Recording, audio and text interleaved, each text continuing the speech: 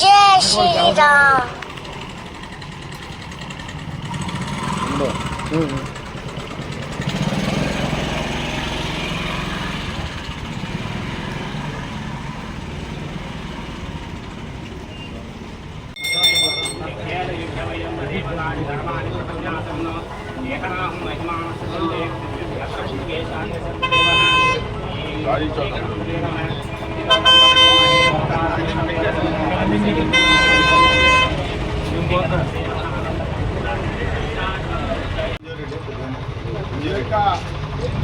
విఘ్నేశ్వర స్వామి యొక్క పాదాల చెంత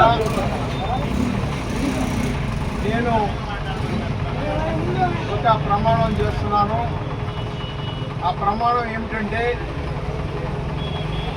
గత 2 రోజుల క్రితం వైసీపీ మండల పార్టీ అధ్యక్షులు ఏదైతే నా మీద ఆరోపణలు చేశారో ఆ ఆరోపణలన్నీ అవాస్తవం. ఆ ఆరోపణలకి ఎక్కడ కూడా నా పాత్ర లేదు. నేను వాటిల్లో